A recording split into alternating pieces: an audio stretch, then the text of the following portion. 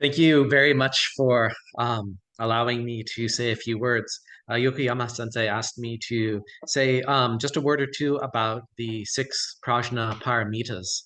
At the end of our service, you hear the line um, Maha Prajna Paramita, and that means the perfection of wisdom. The paramitas mean the perfection, and depending on which tradition you listen to, there might be six or ten, and those six or ten might be different. Sometimes in artwork, you see a Buddha or a Bodhisattva sitting on an elephant, and instead of two tusks coming out, they have six tusks coming out, three on each side. And that's a physical representation of the paramitas. When we talk about them as perfections, they are things that we can focus on in our own daily lives that will help alleviate the suffering of both ourselves and our others. The reason that they are perfections is because there comes a point where they start to happen spontaneously. They're not focused on ourselves, they're not egocentric, they're just natural actions which occur. The first of the six is generosity. So being willing to come to temple, logging in, being willing to sit down with a friend, says they need to talk, being generous with any aspect of our lives. Last night was a hard night for me. I got hurt recently, and that's why I'm not at temple. And I called up a friend, and they picked up, even though it was late, and that was an offering that they had. And so when we start giving these offerings to others, it turns into a little bit more of a natural function. And it leads into the second paramita, which is morality. And usually morality has sort of a negative connotation. You think of somebody wiggling their finger and saying, you can't do this. No, no, no.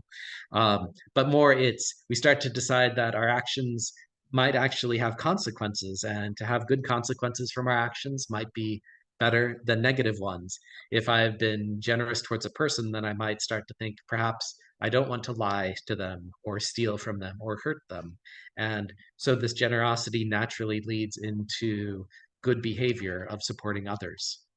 When this good behavior of supporting others starts to become a habit, we then realize that, sometimes when I do something nice to somebody, usually they say thank you, but maybe they don't say thank you.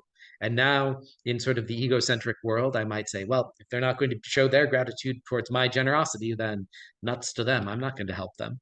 But we start to realize that these actions sort of have value in and of themselves. And that leads to the third paramita, which is tolerance and patience and forbearance, where it's not about the results from our action. It's not about getting praise or honor or reward from our actions. It's value in and of itself. And one interesting thing that then happens is, and again, from my own self with New Year's resolutions and all of that good stuff, I'm on track with one that I made, and you find that there starts to open up space when we are focusing our time and energy on wholesome activities, and that leads to new energy, more free time, more everything, which then creates this level of energy and diligence and vigor and effort, which is the fourth paramita. And then with all of this new time and energy, because I'm no longer spending my time trying to lie to people and steal from people and hurt people, I can then make a decision for the fifth paramita, which is concentration or contemplation. Like, what one single point do I want to focus on?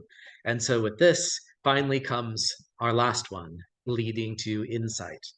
And like a lot of things in Buddhism, it's wonderful because we find that any one of our multiple lists, our Four Noble Truths, our Eightfold Path, our six paramitas, if it's hard to remember them, all you need to do is one of them, whichever one speaks to you the most. And to do it fully is to embody all of them together already. Even the very first one, generosity, to be fully generous in all aspects of one's life is to demonstrate that diligence, that effort, that forbearance, that wisdom, and it comes together as one. And so the nice thing with the paramitas is that they show things that we can do in our daily lives, regardless of our jobs, of our time, of our energy. And by holding these, we can continue along the path of uplifting others, uplifting ourselves, and making the small orbits in which we operate better for all of us. So thank you very much for your time and your forbearance.